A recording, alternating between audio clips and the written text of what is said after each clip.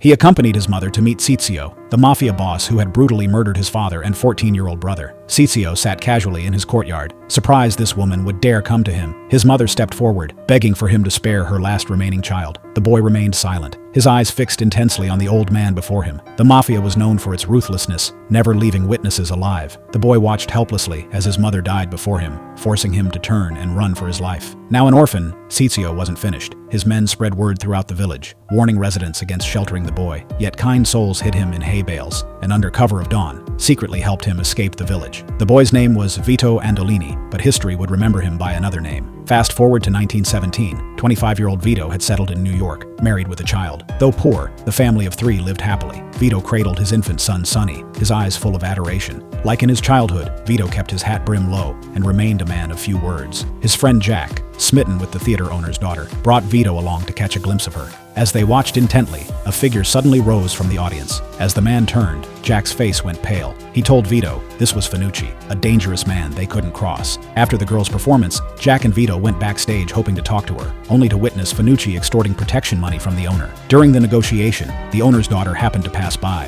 Fanucci grabbed her, tracing his knife across her face. The owner, helpless, handed over all his money. The righteous Vito wanted to intervene, but cautious Jack, fearing trouble, urged him to leave this dangerous situation. Outside the theater, Jack explained that Fanucci was the local Black Hand leader, collecting protection money from all neighborhood businesses. But Vito was puzzled. Having seen real mafia, Fanucci seemed like mere street muscle to him. Days later, Fanucci visited the grocery store, leaving satisfied after talking with the owner. Jack's father told Vito that Fanucci wanted his nephew employed there, but with sufficient staff already, they had to let Vito go to make room. Vito didn't blame the owner, instead offering comfort and expressing gratitude. Previous conversations with his wife revealed the owner hadn't treated him well, yet Vito held no grudge, voluntarily leaving the store. The guilty owner chased after Vito, offering food as compensation, but Vito declined with a smile. Despite losing his job, Vito remained optimistic, even bringing his wife a pear. From then on, he regularly bought her fruit. Though poor, their marriage was harmonious. The next day, Vito met his neighbor who had asked him to hide guns, a chubby man named Clemenza. After confirming the items were safe at Vito's, Clemenza offered an expensive rug in thanks. After coffee, they went to collect the rug,